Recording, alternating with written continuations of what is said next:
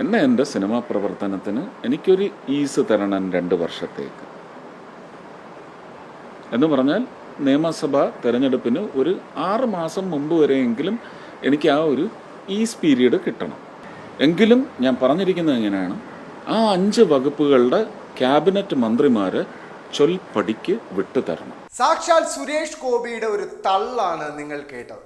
സുരേഷ് ഗോപിയുടെ ഇത്തരം ഗീർവാണങ്ങൾ മലയാളികൾ ഒരുപാട് കേട്ടിട്ടുണ്ടെങ്കിലും ഇത്തവണ തെരഞ്ഞെടുപ്പിലെ വോട്ടെടുപ്പെല്ലാം പൂർത്തിയായ ശേഷം മാധ്യമങ്ങളെ കണ്ട സുരേഷ് ഗോപി വിജയപ്രതീക്ഷകളൊന്നും പങ്കുവച്ചില്ല എങ്കിലും ചില ഗീർവാണങ്ങൾ മുഴക്കുവാൻ സമയം കണ്ടെത്തിയിട്ടുണ്ട്. അദ്ദേഹത്തിൻ്റെ വാർത്താ സമ്മേളനത്തിൻ്റെ ബഹുഭൂരിഭാഗം സമയവും ഇത്തരം ഗീർവാണങ്ങൾക്ക് വേണ്ടിയാണ് അദ്ദേഹം നീക്കിവെച്ചത്. നമുക്ക് സുരേഷ് ഗോപിയുടെ വാർത്താ സമ്മേളനം, ആ രസകരമായ വാർത്താ സമ്മേളനത്തിലെ അദ്ദേഹത്തിൻ്റെ ഗീർവാണങ്ങൾ മുഴുവനൊന്ന് ആദ്യം കേൾക്കാം. എൻ്റെ പ്രധാനമന്ത്രി പറഞ്ഞതുപോലെ 350, 370, 404, 444 എത്രയായാലും അതിനകത്ത് നമ്മളൊരു കാര്യം മനസ്സിലാക്കണ്ടേ, അതിൽ നിന്നൊരു പാർലമെൻ്ററി പാർട്ടി ലീഡറെ തിരഞ്ഞെടുത്ത് ആ ലീഡറും പാർട്ടിയുടെ മറ്റ് നേതാക്കളും മെറിറ്റ് പരിശോധിച്ച്, പൊളിറ്റിക്കൽ സീനിയോറിറ്റി പരിശോധിച്ച്, പിന്നെ നമുക്ക് ജാതി സമവായങ്ങളെല്ലാം പരിഗണിച്ച് അങ്ങനെ തന്നെയല്ലേ എല്ലാവരും സൃഷ്ടിക്കുന്നു. അത് നമ്മുടെ ജനാധിപത്യത്തിൻ്റെ ഒരു ഭാഗമായി പോയില്ലേ. അപ്പം ആ രീതിയിലെല്ലാം പരിഗണിച്ച് വരും. പക്ഷേ അതിനകത്ത് അവസാനത്തെ ടേക്കർ ഞാനായിരിക്കും. I will be the last taker or to put a stake. No, അതിനല്ല ഞാൻ വന്നിരിക്കുന്നത്.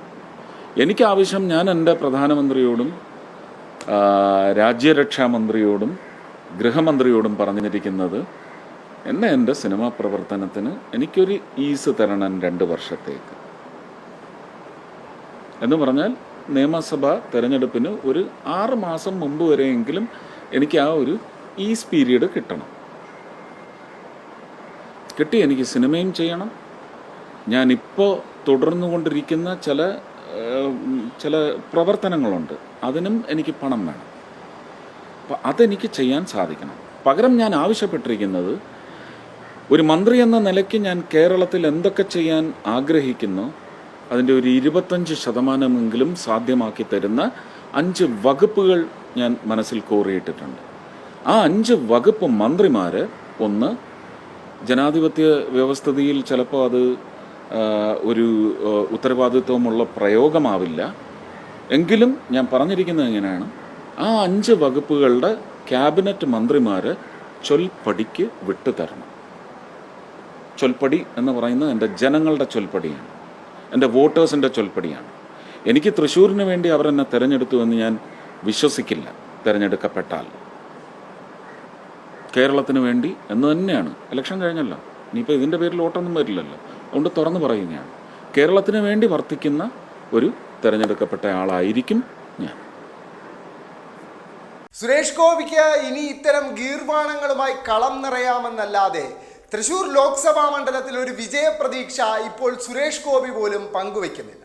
സുരേഷ് ഗോപി അവിടെ മത്സരിക്കുന്ന ഘട്ടത്തിൽ തന്നെ സുരേഷ് ഗോപി വിജയിക്കില്ല എന്ന കാര്യം ഉറപ്പായിരുന്നു. പക്ഷേ കേരളത്തിലെ ചില മാധ്യമങ്ങൾ സുരേഷ് ഗോപി ഇതാ വിജയിക്കാൻ പോകുന്നു, ഇതാ വിജയത്തോടടുത്തുകൊണ്ടിരിക്കുന്നു സുരേഷ് ഗോപി എന്ന നിലയിലുള്ള ഒരു പ്രചരണമൊക്കെ നടത്തിയിരുന്നു. എന്നാൽ അതിൽ അടിസ്ഥാനമില്ല. കാരണം കണക്കുകൾ സൂചിപ്പിക്കുന്നത് അങ്ങനെയല്ല. 2019 BJPക്ക് കേരളത്തിൽ ഏറ്റവും കൂടുതൽ വോട്ട് വിഹിതം സ്വന്തമായ തെരഞ്ഞെടുപ്പ്. 13% വോട്ട് BJP സ്വന്തമാക്കിയ തെരഞ്ഞെടുപ്പ്. ആ തെരഞ്ഞെടുപ്പിൽ സുരേഷ് ഗോപി ആയിരുന്നു തൃശ്ശൂർ ലോക്സഭാ മണ്ഡലത്തിലെ ഈ BJPയുടെ സ്ഥാനാർത്ഥി. ആ സുരേഷ് ഗോപിക്ക് ആ തെരഞ്ഞെടുപ്പിൽ ലഭിച്ച വോട്ടെന്ന് പറയുന്നത് വെറും 28.19%. അതായത് തികച്ചു 30% വോട്ട് നേടാൻ പോലും സുരേഷ് ഗോപിക്ക് ആ തെരഞ്ഞെടുപ്പിൽ സാധിച്ചിരുന്നില്ല. എന്നാൽ 2021 നിയമസഭാ തിരഞ്ഞെടുപ്പ് എത്തുമ്പോൾ സുരേഷ് ഗോപി അവിടുത്തെ ഒരു മണ്ഡലത്തിൽ MLA ആയി മത്സരിച്ച തെരഞ്ഞെടുപ്പിൽ ആ തൃശ്ശൂർ ലോക്സഭാ മണ്ഡലത്തിലെ BJPയുടെ വോട്ട് വിഹിതം എന്ന് പറയുന്നത് വെറും 19%. അതായത് ഒറ്റയടിക്ക് 28% നിന്നും 19%ത്തിലേക്ക് BJPയുടെ വോട്ട് വിഹിതം കൂപ്പുകുത്തുന്ന കാഴ്ചയാണ് നമ്മൾ 2019 നിന്നും 2021 എത്തുമ്പോൾ തൃശ്ശൂർ കാണാൻ സാധിക്കുന്നത്. ആ തൃശ്ശൂരാണ് ഞാൻ എടുക്കുന്നു എന്ന നിലയിലുള്ള പ്രചരണങ്ങൾ സുരേഷ് ഗോപി നടത്തിയത്. എന്തായാലും സുരേഷ് ഗോപിക്കിനി ശിഷ്ടകാലം ഇത്തരം ഗീർവാണങ്ങളുമായി കളം നിറയാം. അതല്ലാതെ കേരളത്തിലുള്ള ലോക്സഭാ മണ്ഡലത്തിൽ BJP വിജയിക്കുക എന്നത് അസാധ്യമാണ് എന്ന് തന്നെ പറയേണ്ടിയിരിക്കുന്നു.